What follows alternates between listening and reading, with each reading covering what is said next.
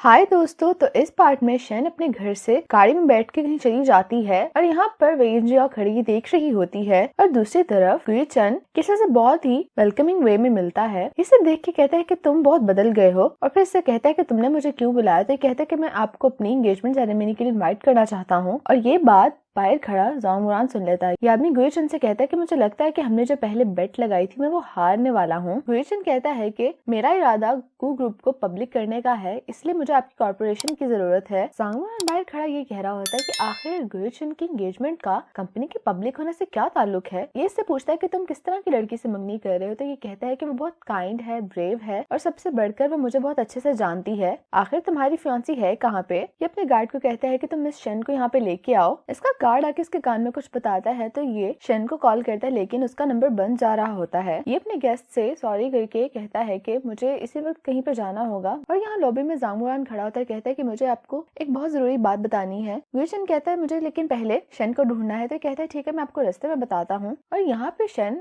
गाड़ी में ही होती है, कहती है कि आज गुई-चन के लिए बहुत अहम दिन है, इसलिए मुझे प्रैक्टिस कर लेनी चाहिए कि मुझे उस जेंटलमैन के सामने क्या कहना है। फिर अपने माइंड में रिकॉल करती है जो उसने घर पर प्रैक्टिस की थी। लेकिन थोड़ी देर बाद ये विंडो से बाहर देखती है तो इसे रास्ता कुछ अजीब लग रहा होता है। ये ड्राइवर से कहती है कि हम लोग गलत रास्ते पे जा रहे हैं, लेकिन ड्राइवर इसकी किसी बात का जवाब नहीं दे रहा होता। ये कहती है कि मुझे इसी वक्त यहाँ पे उतरना है, लेकिन ये कोई जवाब नहीं देता। फिर ये अपना फोन बैग से निकालती है तो ड्राइवर कहता है कि गाड़ी में सिग्नल ब्लॉकर लगा हुआ है जिसकी वजह से तुम कॉल नहीं कर सकती। ड्राइवर से कहता है कि तुम प्लीज गाड़ी में आराम से बैठ जाओ, मैं तुम्हें नुकसान नहीं पहुंचाऊंगा, लेकिन अगर गाड़ी आउट ऑफ कंट्रोल होगी तो जो नतीजा निकलेगा उसका जिम्मेदार मैं नहीं हूँगा। ये कहती है कि मेरा गुई-चन के पास आना बहुत जरूरी है, मुझे प्लीज वापस ले जाओ। फिर इसके बाद गुई-चन और जांग मुरान शन के घर पे आ जाते हैं। गुई-चन कहता है लेकिन अब तक तो घर से जा चुकी होगी। वे दोनों घर के अंदर चले जाते हैं और दूसरी तरफ ये ड्राइवर एक सुनसान जगह पे लाके गाड़ी रोक देता है और खुद बाहर निकल के गाड़ी को लॉक कर देता है। जांग मुरान गुई-चन को कहता है कि मुझे बहुत बुरा लग रहा है कि गू ग्रुप का प्रेसिडेंट इस तरह की जगह पे रह रहा है। गुई-चन कहता है कि आखिर तुम्हारा क्या मतलब है इस बात से। और ये शन की वार्डरोब के पास आके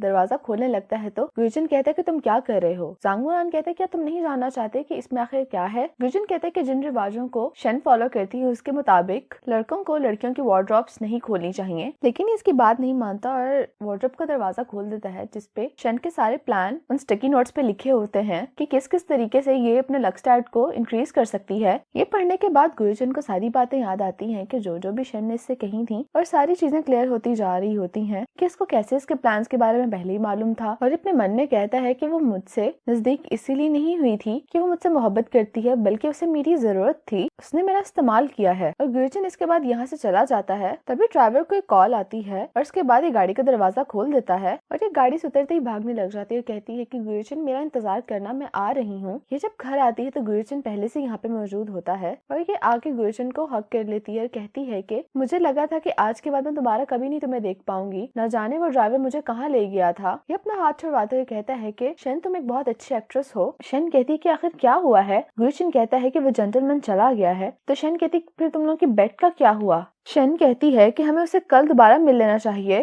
ताकि वो तुम्हारी कंपनी में इन्वेस्टमेंट कर सके। गुई-चन कहता है कि वो मेरी कंपनी में क्यों इन्वेस्ट करेगा। शन कहती है क्योंकि हम लोग तो एंगेजमेंट करने वाले हैं ना। गुई-चन कहता है कि तुम्हें खासा पता है क्या, कोई ऐसी और बात है जो तुम मुझे याद करवाना चाहती हो। ये खुद से कहती है कि आज मैंने बहुत गड़बड़ कर दी है, इसीलिए शायद गुई-चन मुझसे नाराज है। ये कहती है मैं जानती हूँ मेरे ना आने की वजह से आज तुम्हें नुकसान हुआ है, लेकिन इसमें मेरा कसूर नहीं है। मैं जिस गाड़ी में आ रही थी उसका ड्राइवर मुझे न जाने कहाँ ले गया था, मुझे खुद नहीं मालूम और मैं वहाँ से बहुत मुश्किल से बच के वापस आई हूँ। ये कहती है कि हमें इस जेंटलमैन से जाके अभी मिलना चाहिए। गुई-चन अपना बाजू इससे बहुत बुरी तरह से छुड़वाता है। गुई-चन कहता है कि तुम्हें अब इतना स्वीट बनने की कोई जरूरत नहीं है। शन कहती है कि तुम क्या कह रहे हो। ये कहती है कि मैं 3 घंटे का सफर पैदल करके आई हूँ ताकि तुम्हारी ख्वाहिश के मुताबिक हम ये काम कर सकें, और अब क्या तुम सिर्फ इस वजह से गिव अप कर रहे हो। गुई-चन कहता है कि मेरी विश, तुम अपनी विश के बारे में बताओ। तो ये कहती है कि मेरी विश तुम्हारे साथ रहना है। ये सुनते ही गुई-चन उससे से वार्डरोब का दरवाजा खोल देता है। शन कहती है कि तुमने मेरी वार्डरोब क्यों खोली, क्या हमारी पहले बात नहीं हुई थी इस बारे में। गुई-चन कहता है कि तुम और कितनी देर तक मुझे बेवकूफ बनाने वाली थी, आखिर तुम कहाँ से हो, तुमने मुझे अप्रोच क्यों किया और अब तुम मुझसे क्या चाहती हो। गुई-चन कहता है कि क्या तुमने सब कुछ वाकई में ही लक स्टैट की खातिर किया है। शन कहती है मैं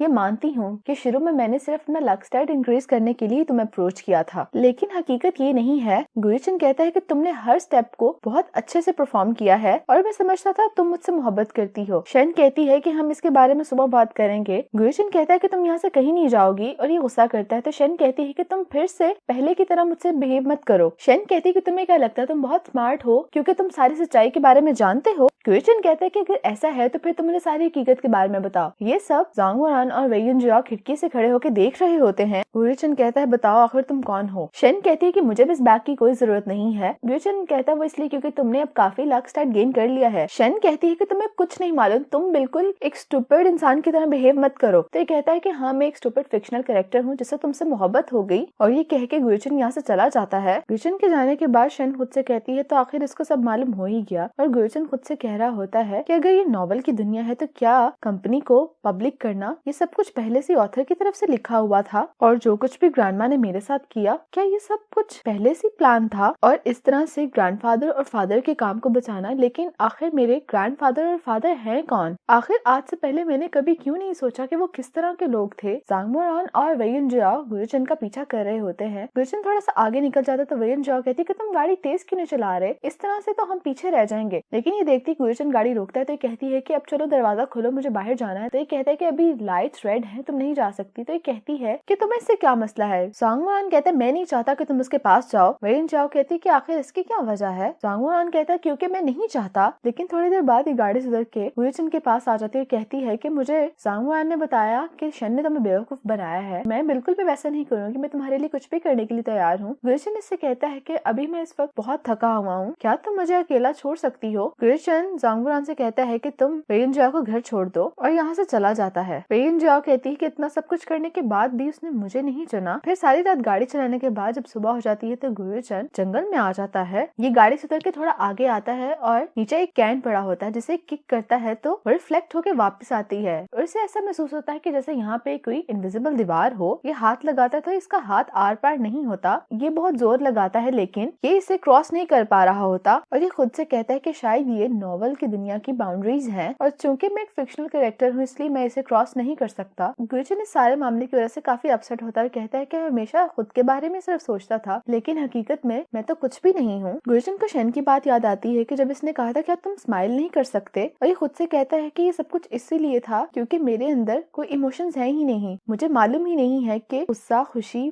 प्यार, हंसना, मुस्कुराना, इन सबको कैसे महसूस किया जा सकता है। मेरे तो कोई दोस्त भी नहीं है, और मुझे लगता था कि जो लड़की मुझसे मोहब्बत करती है हकीकत में वो तो मेरा सिर्फ इस्तेमाल कर रही थी। ये खुद से कहता है कि तुम्हें लगता था कि तुम बहुत स्मार्ट हो लेकिन तुम शन की ट्रिक्स को ही समझ नहीं सके, और फिर अपना कोट उतार के तालाब के अंदर चला जाता है। दूसरी तरफ शन लिली को कॉल करती है, कहती क्या तुम्हें गुयचन के बारे में पता चला कि वो कहाँ पे थे? कहती है कि अभी नहीं, मैंने बहुत से लोगों को गुयचन को ढूंढने के लिए भेजा है। ये फोन पे बात ही कर रही थी कि टीवी पे खबर आती है कि सिटी रिवर से एक मेल की बॉडी मिली है,